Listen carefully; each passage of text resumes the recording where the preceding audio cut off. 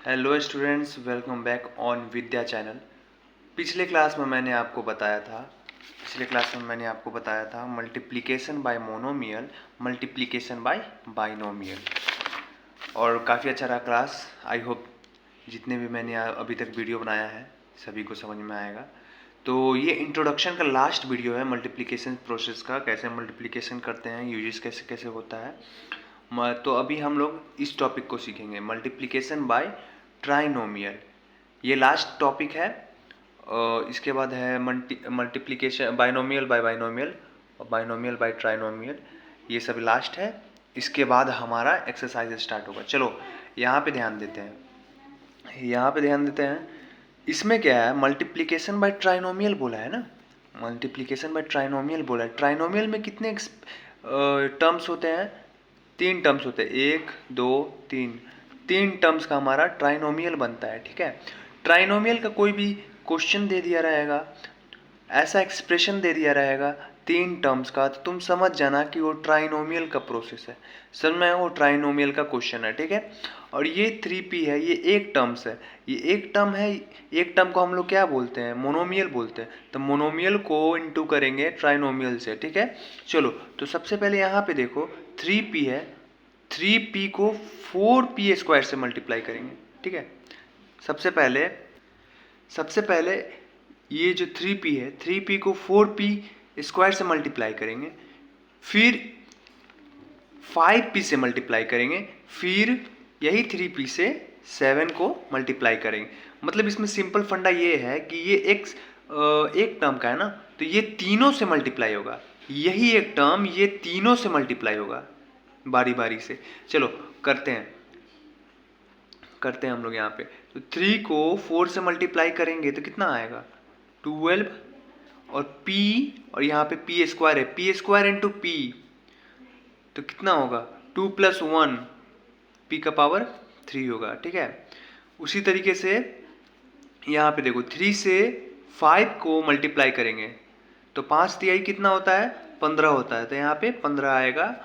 और p into P, 3p into 5p 15p square आएगा। ठीक है, तो यहाँ पे p का स्क्वायर, p पावर ऐड होगा ना, यहाँ पे 1 इसका पावर में है, इसका पावर में 1 है, 1 + 1 मतलब 2p है ना, तो 2p है मतलब 2p हो गया, p स्क्वायर हो गया। इंटू में है, इसका पावर में 1 समझो, इसका पावर में 1 समझो, तो 1 + 1 2 हो गया, p का square, p into p square होगा। ठीक है, इसी तरीके से 3p को 7 से मल्टीप्लाई करेंगे, 7 से मल्टीप्लाई करेंगे तो हमारा कितना आएगा?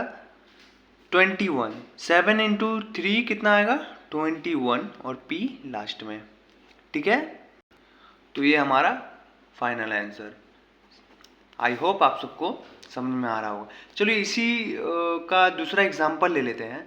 फिर से यहाँ पे एक टर्म दे दिया, यहाँ पे 3 टर्म दे दिया है, 3 टर्म्स यानी ट्राइनोमियल। चलो तो वही प्रोसेस है, इसको पहला से मल्टीप्लाई करेंगे, फिर इसी को दूसरे वाले से मल्टीप्लाई करेंगे, फिर इसी को तीसरे वाले टर्म से मल्टीप्लाई करेंगे। मतलब यही 4p को ये तीनों से मल्टीप्लाई करेंगे। चलो करके देखते हैं। 4p है, 4p को 2p से मल्टीप्लाई करेंगे तो 8p स्क्वायर होगा। ठीक है, फिर प्लस 4p को 4 से मल्टीप्लाई करेंगे तो 16p होगा, प्लस 4p को 6 से मल्टीप्लाई करेंगे तो हमारा 24p ये हमारा आएगा। चलो अब हम लोग करेंगे बाइनोमियल बाय बाइनोमियल। ठीक है, बाइनोमियल बाय बाइनोमियल। तो सबसे पहले ये क्या करेंगे, ये x को पहले 2 से मल्टीप्लाई करेंगे, फिर यही वाला x को 3 से मल्टीप्लाई करेंगे। मतलब कि ये जो इधर वाला टर्म है, ये सबसे पहले क्या क्वेश्चन क्या दिया है, टॉपिक क्या दिया है? Binomial by binomial. तो बाइनोमियल में कितना टर्म होता है? 2 टर्म होता है। ठीक है, तो 2 टर्म को 2 टर्म से मल्टीप्लाई करना है। तो 2 टर्म में हमारा क्या है? पहला टर्म में x है, दूसरा टर्म में 4 है। इधर पहला टर्म में 2x है, दूसरा टर्म में 3 है। तो x को पहले 2x से मल्टीप्लाई करेंगे और x को 3 से मल्टीप्लाई करेंगे। फिर नेक्स्ट बार में 4 को 2 से मल्टीप्लाई करेंगे, 2x से मल्टीप्लाई करेंगे, फिर 4 को 3 से मल्टीप्लाई करेंगे। मतलब ये दोनों को ये दोनों से मल्टीप्लाई करना है।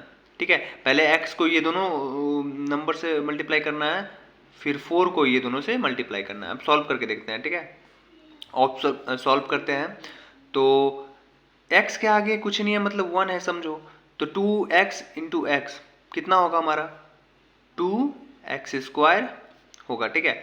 अब यही x को 3 से मल्टीप्लाई करेंगे तो हमारा 3x आएगा, ठीक है। फिर ये -4 है, यहाँ पे -4 है ना, तो ये -4 2x से मल्टीप्लाई होगा, तो ये माइनस इसके साथ भी मल्टीप्लाई होगा, 2 के साथ भी, तो -4 और 2x को मल्टीप्लाई करेंगे तो तुम्हारा कितना आएगा -8x आएगा, -8x आया। अब तुम सोचोगे माइनस का साइन कैसे आया, सबसे पहले क्या किए 4 को मल्टीप्लाई किए 2 से तो 8 आया, इसके आगे साइन क्या है माइनस में, तो माइनस भी मल्टीप्लाई होगा 2 से, तो इसीलिए 8 के सामने माइनस लगा, और x है तो एज इट इज उतारे। अब यही 4 को 3 से मल्टीप्लाई करेंगे, कितना होगा 4 3 12।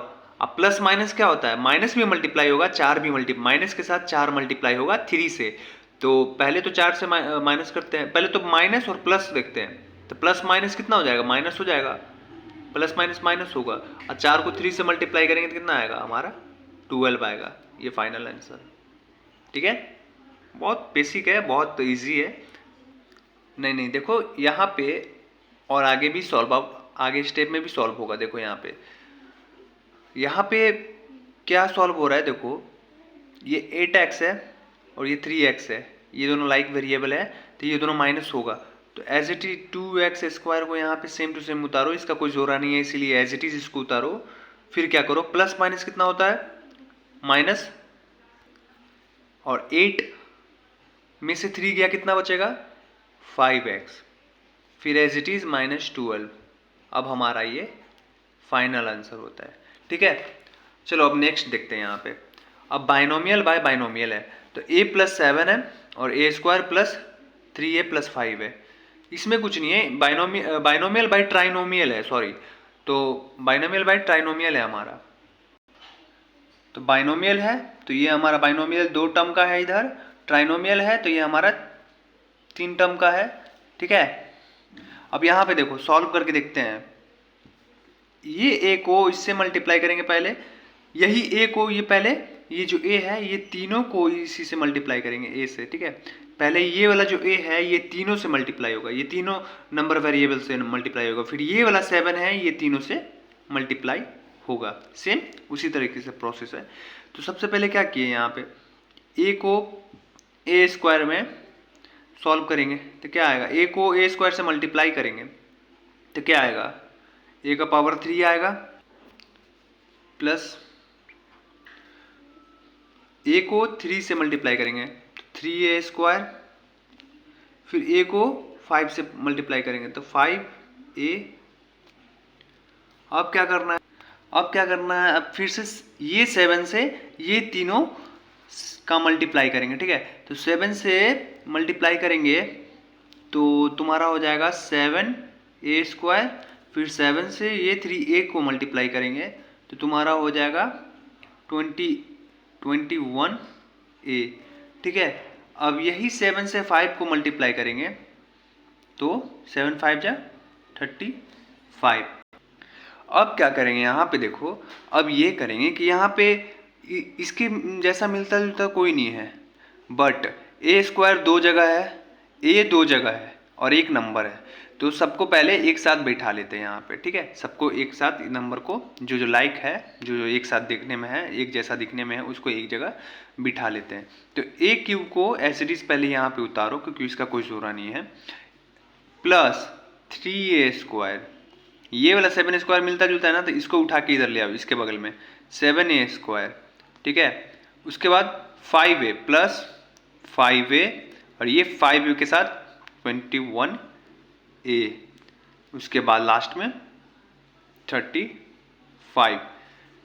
उसी तरीके से अब क्या करेंगे, a³ प्लस प्लस प्लस, ये दोनों मिलता जुलता है, दोनों को प्लस करेंगे, ठीक है। ये दोनों मिलता जुलता है, ये दोनों को प्लस करेंगे, 7 3 कितना होता है 10 होता है, और a²। अब ये दोनों को प्लस करेंगे, प्लस प्लस प्लस 21 और 5 कितना होगा तुम्हारा 26a प्लस 35, ये तुम्हारा फाइनल आंसर होता है। देखा कितना इजी है।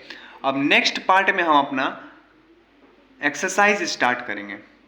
एक्सरसाइज स्टार्ट करेंगे नेक्स्ट पार्ट में, जो कि बहुत अच्छा जाएगा, आप लोग देखिएगा ज़रूर। और जिस भी बच्चे को समझ में ना आए तो कमेंट्स ज़रूर कीजिएगा और मुझे पर्सनल मैसेज कीजिएगा, और लाइक सब्सक्राइब ज़रूर कीजिएगा अगर आप मेरे चैनल पे नए हो। मैं आप सभी के लिए इससे भी अच्छी तरीके से डीपली में समझाने का कोशिश करूँगा। जब आप लाइक करते हो तो मुझे मोटिवेशंस मिलती है।